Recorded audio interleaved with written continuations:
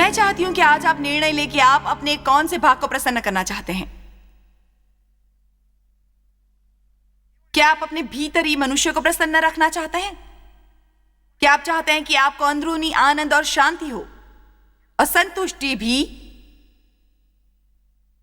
क्या आप अपने आत्मा में परिपूर्ण होना चाहते हैं? बाइबल में उसे आत्मा में मोटा होना कहा गया है। क्या आप जानते हैं आत्मा में परिपूर्ण होना क्या है? या आप चाहते हैं कि हर समय आपके शरीर की इच्छा पूरी की जाए? हम अपने शरीर को रख सकते हैं आरामदेह जब हमारी आत्मा हो सकती है दुखी और खोखली, या हम अपनी आत्माओं को रख सकते हैं आराम में ये जानते हुए कि हम परमेश्वर की इच्छा पूरी कर रहे हैं, चाहे वैसा करने से आरंभ में हमारा शरीर प्रसन्न न हो। मैं जानती हूँ मेरे पास जो परमेश्वर का वचन है वो यहाँ आए लोगों के लिए और उनके लिए जो टीवी द्वारा देख रहे हैं। आप चाहे कभी इस विषय तक न पहुंचे हो या आप वहां तक पहुंचे हैं और आपको थोड़ा और जानने की आवश्यकता है, मुझे विश्वास है कि आज की शिक्षा आपके लिए है। मैं चाहती हूं कि आप इसे ग्रहण करें। क्या मैं प्रसन्न हूं? क्या मैं तृप्त हूं? क्या मैं संतोष में हूं? और यदि मैं नहीं हूं तो मेरे जीवन में सचमुच क्या गलत है? क्या वो व्यक्ति गलत है या कोई अन्य गलत है? क्या इसका कारण यह है कि मुझे इसकी, उसकी या किसी और चीज की जरूरत है, या मुझे असल में परमेश्वर की जरूरत है? एक चीज जिसकी पिछले 35 वर्षों से मेरे पास कमी है वो है समय। क्योंकि मैं बहुत मेहनत करती हूँ, अब मेरा जीवन पहले से अधिक व्यवस्थित है और मैंने कुछ काम बंद किए हैं और मैंने अपने को उसके प्रति समर्पित किया है जिसका मुझे विश्वास है कि मुझे बुलावा है। इसलिए अब मेरे पास अधिक समय होता है पहले के मुकाबले। पर मैंने ये भी जाना है कि मैं उसके मामले में थोड़ी स्वार्थी हूँ, क्योंकि पहले मुझे अधिक समय नहीं मिलता था। अब मैं कहती हूँ मेरा समय बर्बाद मत करो। मैंने 35 वर्षों तक थोड़ा समय मिलने की प्रतीक्षा की है और मैं अपने समय के साथ जो चाहूंगी वो करूंगी। आप बेशक ये जानते हैं कि परमेश्वर ये सहन करने वाले नहीं है, इसलिए अब भी मेरे समय और सभी कामों पर उनका नियंत्रण है। मैं परमेश्वर से ये प्रार्थना कर रही थी, कृपया आज मुझे इस्तेमाल करें प्रभु।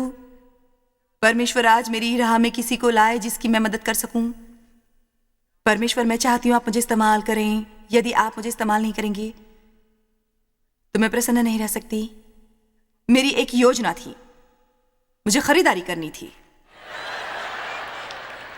मैं पहली दुकान में घुसी, डिंग डिंग डिंग डिंग डिंग। ओह, तुम अस्पताल में हो? ओह, और तुम्हारे पति तुम्हें लेने नहीं आ सकते क्योंकि उन्हें दफ्तर जाना है और तुम इतनी बार अस्पताल में दाखिल हुई हो कि उनकी सभी छुट्टियां खत्म हो चुकी हैं। तो तुम फिर घर कैसे जाओगी? मैं सच कहती हूं।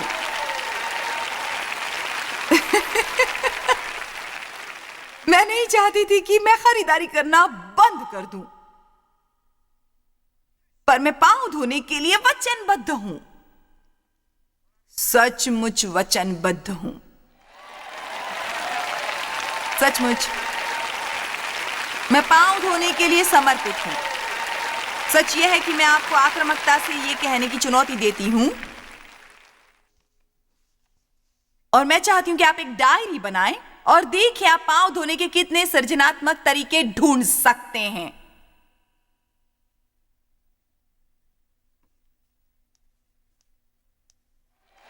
अच्छा होगा आप अधिक तालियां बजाएं, क्योंकि जब तक आप समझेंगे नहीं मैं आज चुप नहीं रहूंगी। मैं आपको दिखाती हूं ये एक विवाह में कैसे काम करता है। पिछले सप्ताह एक दिन मैं दिन भर काम कर रही थी और देव बाहर गोल्फ खेलने गए। ऐसा होता रहता है। अब मैं घर पहुंची, मैंने अपना भोजन किया। उन्होंने अभी अपना भोजन नहीं किया था, इसलिए मैं चाहती थी कि वे आए और मेरे साथ एक फिल्म देखें। और वे पहले नहाने वाले थे। उन्होंने कहा देखो पहले तुम मुझे भोजन की व्यवस्था करके दो और उन्हें खाना होगा। मेरा मतलब हम इसी तरीके से काम करते हैं, यानी मैं अपना भोजन करती हूँ, वे अपना तैयार करते हैं, विशेष रूप से यदि एक ही समय पर घर पर नहीं होते। और इसलिए मुझे ऐसा महसूस हुआ कि मुझे शायद उनके भोजन की व्यवस्था करनी चाहिए। मैंने किया। जब वे इस अपेक्षा में आए कि उन्हें भी कहना होगा, उन्होंने कहा वाह जॉयस तुम कितनी अच्छी हो। मैंने उसके लिए सब परोसा हुआ था, मैंने उनके लिए कुछ पीने की चीजें रखी थी। उन्होंने वहां जाकर केवल बैठना किया। मैंने उनके पाँव नहीं धोए थे, मैंने उनका सर धोया था, मैंने उनके पाँव नहीं धोए थे, उन्होंने पूरा का पूरा धो दिया था और मुझे बहुत अच्छा अनुभव हुआ। देखिए, मैं ये घमंड भरे रुख से नहीं कह रही, पर यह अच्छा महसूस होता है। ठीक है, मुझे उस रात उतना अच्छा महसूस होता यदि मैंने वे कहा होता, मैं ये नहीं करूंगी, वे गोल्फ खेलते रहते हैं, मैं दिन भर काम करती रहती हूँ, वे अपना भोजन खुद बनाएंगे। मैं जानती हूं आप में से किसी का भी कभी ऐसा रुख नहीं होता। मुझे पता है आपका ऐसा रुख नहीं होता। आप लोग कभी ऐसा नहीं करते। और मैं उसके साथ 2 गेहूं से बने लगभग इतने बड़े कुरकुरे बिस्कुट खाती हूं। मैं उन पर हमेशा आलमंड बटर लगाती हूं और साथ ही उन पर डालती हूं थोड़ा शहद, और मैं प्रार्थना करती हूं। इसलिए मैं सुबह उठकर अपने लिए कॉफी बनाती हूँ। देवागली सुबह बाहर आए, वे जरा जल्दी आए। मैंने उनसे कहा, क्या आप मेरे लिए बिस्किट तैयार करेंगे? उन्होंने कहा, मैं इसलिए आया हूं। अब आप समझे, हमें सचमुच दूसरों के साथ वैसा करना चाहिए जैसा हम चाहते हैं कि वे हमारे साथ करें। आप अपने घर में परिस्थिति बदल देंगे यदि आप पहले कुछ कदम उठाएंगे। मैंने कहा, आप अपने घर के हालात बदल सकते हैं। मैंने कहा, आप अपने घर के हालात बदल सकते हैं। और मैं टीवी के सभी दर्शकों से भी यही बात कर रही हूँ। ये मत सोचिए कि मैं आपको वहां देख नहीं सकती, और उन्हें टीवी बंद मत करने दीजिए, क्योंकि मैं ऐसा कुछ नहीं कह रही। मैं जानती हूँ कि ये सुनकर आप क्या कहेंगे। आप शायद सोचती होंगी कि ऐसा करूंगी, पर ऐसा कुछ नहीं होने वाला है। ये बहुत कठिन काम है, इससे कुछ नहीं होने वाला। तब मैं केवल यही कहूंगी कि ठीक है, फिर दुखी रहिए। मैं नहीं जानती आपको और क्या कहूं। मैंने हर तरीका आजमाया और मैं आपको बता सकती हूं कि केवल यही तरीका काम करता है।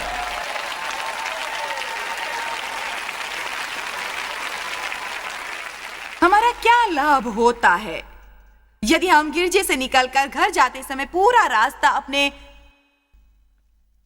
परिवार के साथ झगड़ते रहें, उनके बाद घर जाकर पूरी दोपहर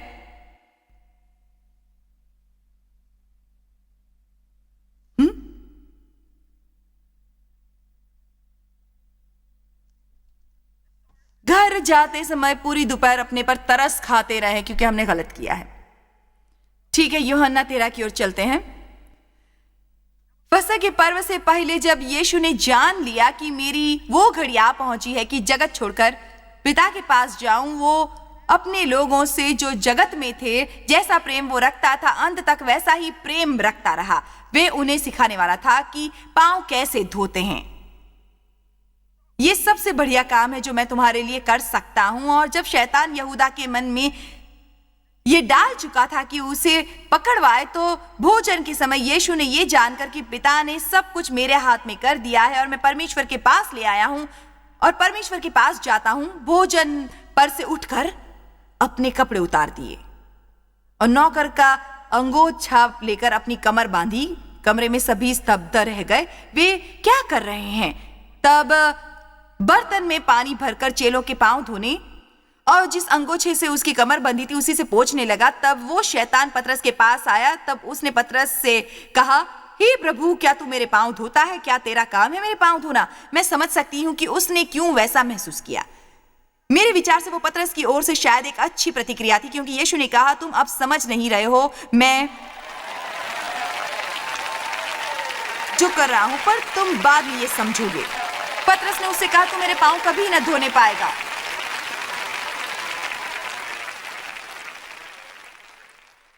पतरस ने उससे कहा, तू मेरे पांव कभी न धोने पाएगा। यीशु ने उससे कहा, यदि मैं तुझे न धोऊं तो मेरे साथ तेरा कुछ भी साझा नहीं, तुम्हारे और मेरा साथ नहीं हो सकता। मेरी बात याद रखिए, मैंने अपने जीवन में बहुत से एक तरफा संबंध रहे हैं जहां मुझे इस्तेमाल किया गया था।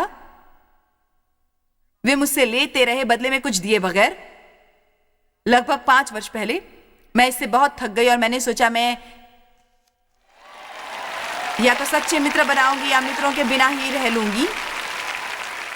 मैं केवल लेने वालों के साथ नहीं रहूंगी, मैं इस्तेमाल करने वालों के संग नहीं रहूंगी। मैं उनके साथ इतना समय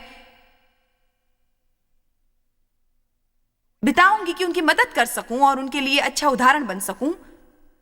इसलिए प्रेम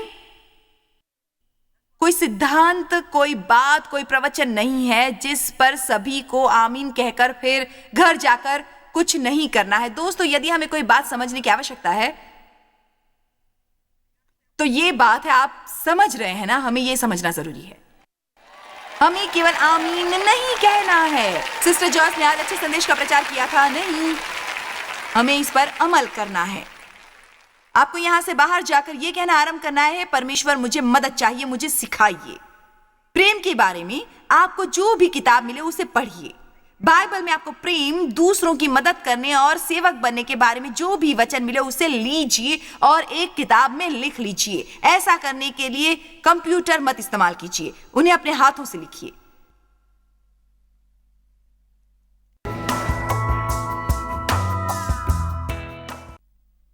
फिर उनका अध्ययन करें, लगातार करते रहें।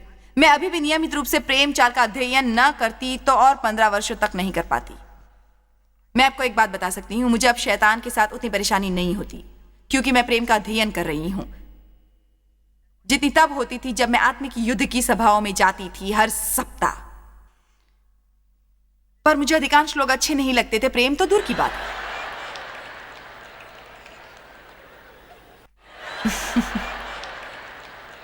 मैं कम से कम सच बोल रही हूं।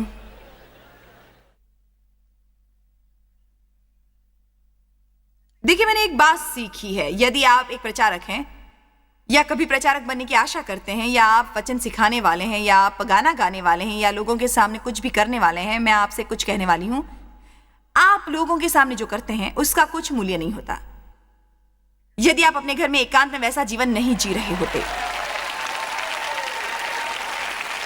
आप पर बिल्कुल अभिषेक नहीं होगा, आपके जीवन में बिल्कुल शक्ति नहीं होगी। आप जो करेंगे वो किसी पर असर या प्रभाव नहीं डालेगा यदि आप गुप्त में परमेश्वर के सामने ऐसा जीवन नहीं जीते जो विशिष्ट उदाहरण हो हर उस चीज का जिस पर विश्वास करने का आप दावा करते हैं। उसके बारे में बात करना काफी नहीं होता। यदि आप शक्ति चाहते हैं तो आपको उस पर अमल करना होगा। अमल। आमीन। और आप जानते, मेरा एक व्यक्तिगत जीवन है, मैं केवल टीवी के उस डिब्बे में नहीं रहती।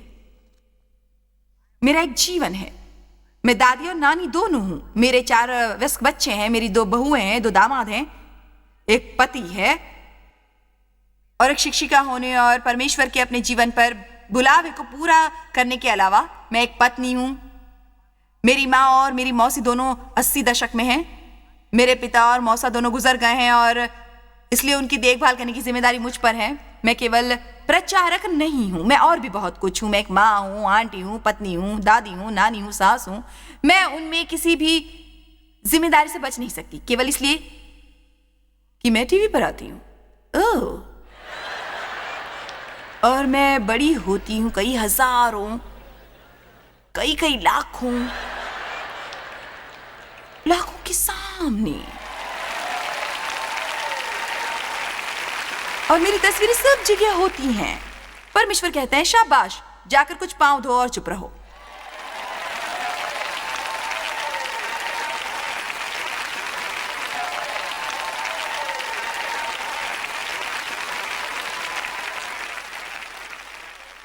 मेरे विचार से आप सब मुझे अच्छी तरह पहचानने के कारण जानते होंगे कि मैं किसी चीज के बारे में शेख ही नहीं बघारती। मैं सच कह रही हूं, मैं हताशा से लगभग मर गई थी जब तक मैं ये नहीं समझती, क्योंकि हम एक नौकर होने का विरोध करते हैं, हम संघर्ष करते हैं।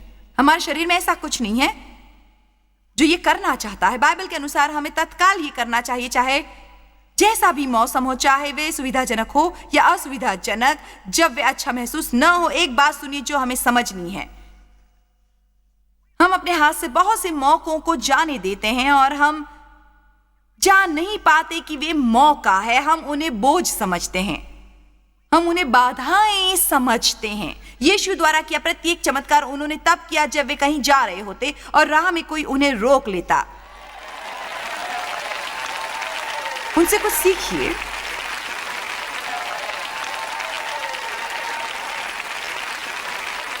मैं नहीं जानती हमारे दिमाग अधिकांश कहाँ होते हैं, पर हम निश्चित रूप से उनकी ओर बहुत ध्यान नहीं देते। लोग उदास हैं, एकांकी हैं, वे भटके हुए हैं और आहत हैं और वे बहुत दुखी हैं। आपको आइंदा प्रार्थना करके परमेश्वर से ये नहीं पूछना है कि आपकी सेवकाई क्या है। मैं आपको एक देती हूं, आप आइंदा कभी मत पूछिए काश परमेश्वर मुझे बताते मेरी सेवकाई क्या है, मैं कैसे लोगों से निपटूं, कैसे आशीष पाऊं, क्या करूं, काश बताते मैं कैसे जीवित रहूं, दूसरों की मदद करूं। मैं गिरजे की सीट गर्म करने के लिए नहीं हूं। हम भीतर उन सभी मोटे मसीहों जैसे हैं। मैं भीतर से बात कर रही हूं। मैं अपमानजनक बनने की कोशिश नहीं कर रही। मैं ये कह रही हूं कि हमारी आत्माएं वचन से बहुत मोटी हैं, आग्रह करते हैं वचन वचन वचन। और वचन कहाँ जा रही हो बहना? मैं गिरजे जा रही हूँ थोड़ा वचन ग्रहण करने। इस सप्ताह में आशीष प्राप्त करने जा रही हूँ। वो मुझे बहुत आनंद मिल रहा है। हालेलुया।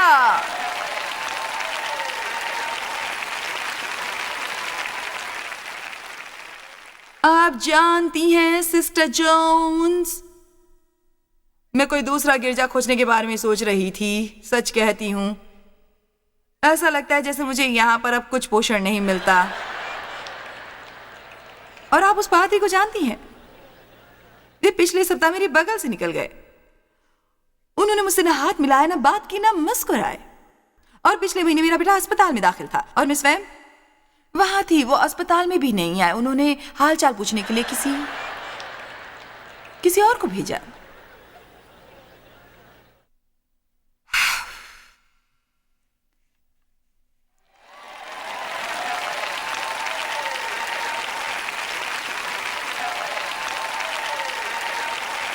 इसका कारण बताऊं?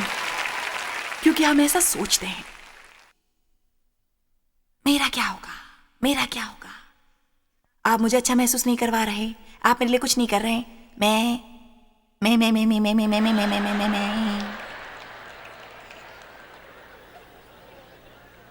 अच्छा। यीशु से आगे बढ़ते और कहते हैं, वचन 12, जब वह उनके पांव धो चुका और अपने कपड़े पहनकर फिर बैठ गया तो उनसे कहने लगा, क्या तुम समझे कि मैंने तुम्हारे साथ क्या किया?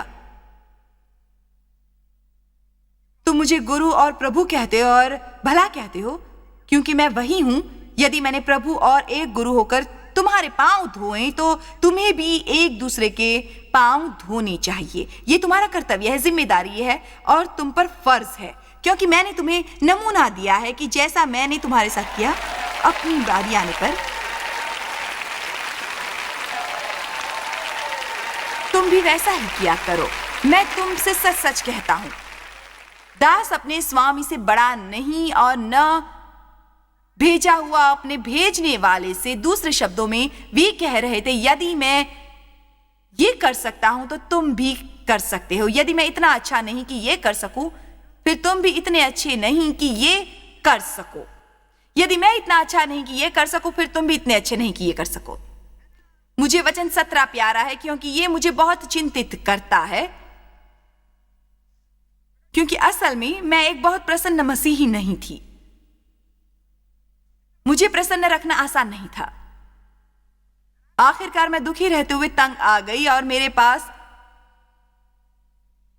वे सब चीजें थी जो मैं सोचती थी मुझे प्रसन्न रखने के लिए चाहिए थी, और अब मेरे पास वे सब था और मैं फिर भी प्रसन्न नहीं थी। इसलिए मैंने परमेश्वर को दुहाई दी, मैं प्रसन्न क्यों नहीं हूं। उन्होंने कहा, तुम स्वार्थी हो। ध्यान दीजिए, वचन 17, तुम ये बातें जानते हो और यदि तुम उन पर चलो तो धन्य हो, यदि तुम उन पर अमल करो और वैसा व्यवहार करो। क्या आप ये बात समझ रहे हैं? आपकी समझ में आया? सौभाग्यशाली और क्या? प्रसन्न। सौभाग्यशाली और प्रसन्न। सौभाग्यशाली और प्रसन्न। सौभाग्यशाली और प्रसन्न। यदि तुम ये बातें जानते हो और उन पर चलते हो। पर मैं आपको बता सकती हूँ कि ये वचन सुनने के बाद आपको क्या होने वाला है। इस संदेश के बाद जो आपने आज सुना है, यदि आप उस पर चलेंगे नहीं तो आपके दुख शायद बढ़ जाएंगे।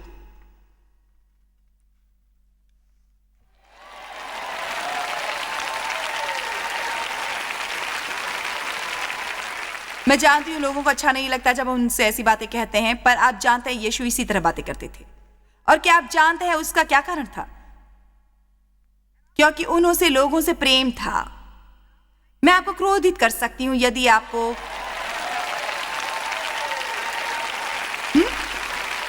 मदद मिले। मेरा अपने प्रचार करने के तरीके पर वश नहीं है। परमेश्वर ने मुझे वो तरीका दिया है। मुझे ये कहना होता है जो वो मुझे कहने देते हैं। और आप जानते हैं मैं प्रेम से कहती हूँ, मैं किसी बात को क्रोध से नहीं कहती। अनुभव प्राप्त किया है और मैं दुखी मसीहियों से उकता गई हूँ। यदि आपको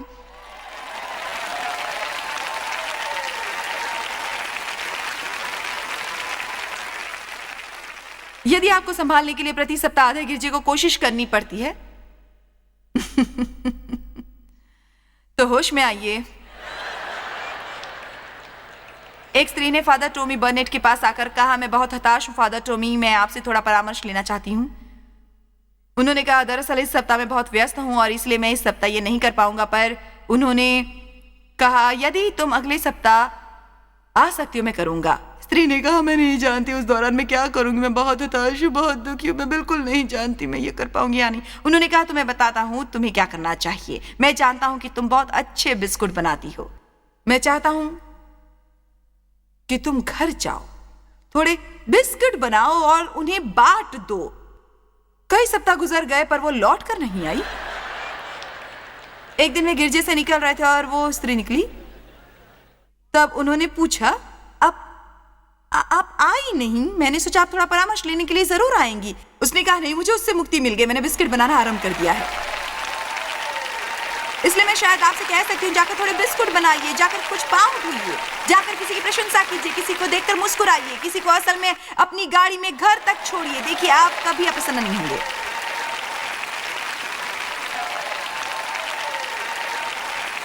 देखिए आप अभी से बहुत प्रसन्न हो रहे हैं और वो करने की खुशी सहन नहीं कर पा रहे हैं।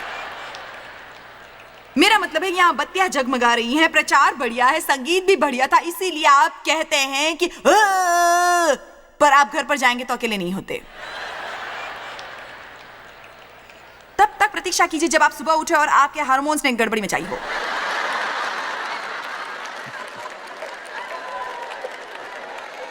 विशेष रूप से यदि आप बड़ी उम्र के हों और कहते हो, हे प्रभु मुझे रसोई तक ले जाइए, मैं कॉफी बनाना चाहती हूँ, प्रभु दया करें। कई बार सुबह के समय ऐसा होने पर मैं डेव को कहते सुनती हूँ, मैं आशा करती हूँ कि वे देर तक सोए, पर वे कहते हैं, क्या तुम कॉफी बनाओगी? मैं कोई साधारण कॉफी नहीं बनाती, मैं कभी एक्सप्रेसो, कभी कैपेचिनो, आधे पानी आधे दूध वाली झाग वाली कॉफी बनाती हूँ। फिर मैं उनकी आवाज सुनती हूँ जब मैं उनसे दूर जाने की कोशिश करती हूँ। क्या तुम मेरे लिए भी बनाओगी?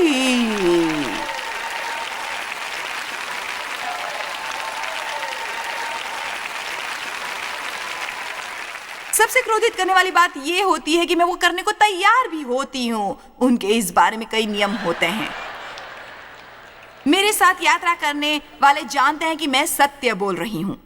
मुझे एक पेपर नैपकिन लेना होता है, फिर उसे मोड़ना होता है, उनके बाद मुझे उनका कॉफी का प्याला उस नैपकिन पर रखना होता है। क्योंकि डेव एक मैकेनिकल इंजीनियर थे, उन्होंने कमरे गर्म रखने और एयर कंडीशनिंग के क्षेत्र में काम किया था और ये जानते हैं कि ताप कहाँ जाएगा और वे चाहते हैं कि वे, इसलिए मुझे ऐसा, इसके अलावा वे बहुत सारा दूध चाहते हैं। पर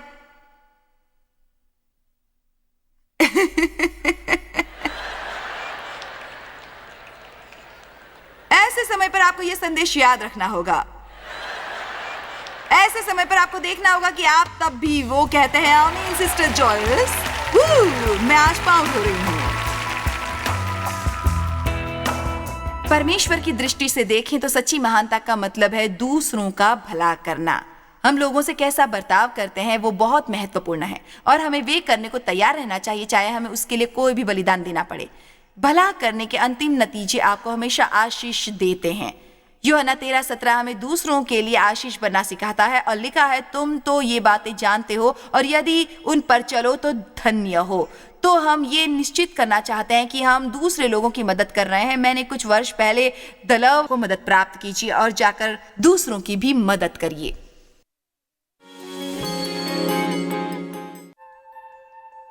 जॉय स्माइल मिनिस्ट्रीज में आप हमारे लिए कितने अहम हैं, इसका आपको अंदाजा नहीं। हम आपके आभारी हैं और हम धन्यवाद करते हैं अपने सब मित्रों और सहयोगियों का कि उन्होंने इस विश्वव्यापी सेवकाई को संभव बनाया। मिलकर हम भूखों को खिला रहे हैं, गरीबों को पहना रहे हैं और कई देशों में सुसमाचार पहुंचा रहे हैं। कृपया हमसे संपर्क करें या विजिट करें jmmindia.org पर। आज ही अपनी प्रार्थना के अनुरोध बताने के लिए, हमारे साधनों के बारे में और जानकारी और जॉयस की सभाओं का शेड्यूल जानने के लिए और हमारे सहयोगी बन जाएं दुनिया भर में मसीह का प्रेम बांटने के लिए। ये कार्यक्रम जॉय स्माइल मिनिस्ट्री के मित्रों और पार्टनर्स द्वारा प्रायोजित है।